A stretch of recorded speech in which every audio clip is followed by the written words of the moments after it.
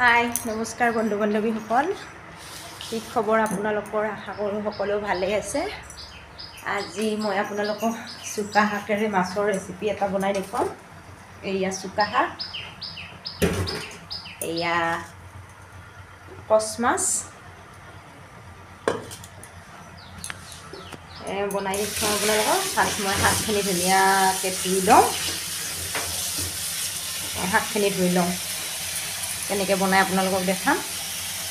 এইফালে মই মাছ ফ্ৰাই কৰি আছোঁ। এইকেইটা হৈছে শাক কুটি থৈছোঁ, এয়া আদা নহৰু পেষ্ট বনাই থৈছোঁ অকণমান। মাছটো হ'লে এইখিনি হৈ গৈছে। এয়া মোৰ মাছখিনি ভাজা হৈ গ'ল। ইয়াতে মই দুটামান ফোৰণ দিম তেলখিনিত। আদা নহৰুখিনি দিম। আদা নহৰুটো নিদিলেও হৈ যায়, এনে ফোৰণ দি দিলেও হৈ যায়। আৰু জলকীয়া দিছোঁ, মই দিছোঁ বাৰু অকণমান, নিদিলেও চলি যায়, অপশ্যনেল হয় এইটো। এইখিনি হৈছে। ইয়াতে মই আলু এটা বইল কৰি থৈছিলোঁ, আলুটো দি দিম।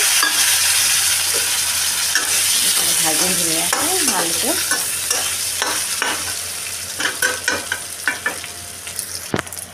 মই নিমখ হালধি দি দিম একেলগে।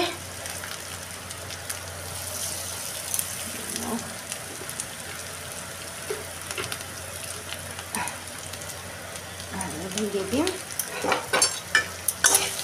লগাই দিম। এতিয়া মই ইয়াতে শাকখিনি দি দিম।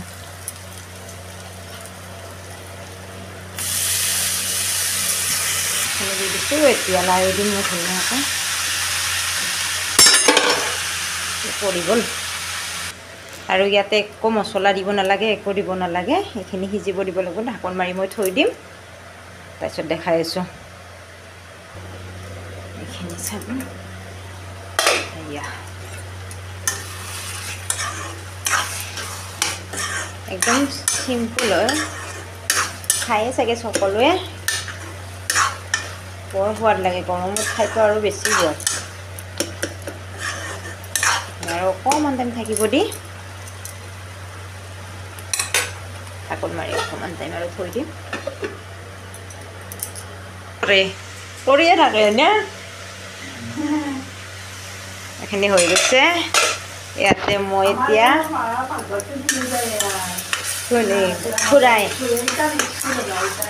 ইয়াতে মই এতিয়া গৰম পানী এড কৰিম।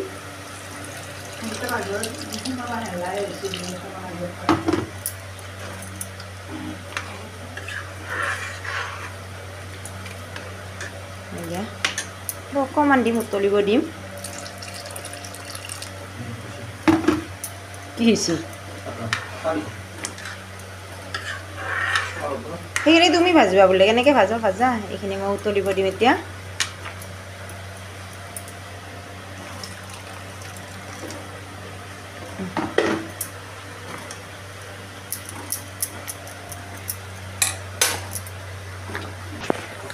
এইখিনি মোৰ উতলিছে।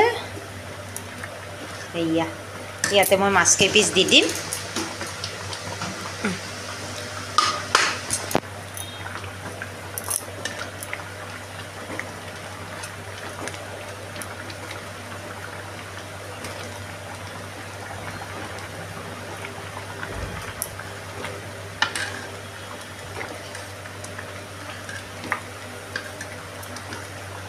আৰু 5 মিনিটমান উতলিব দি নমাই থৈ দিম।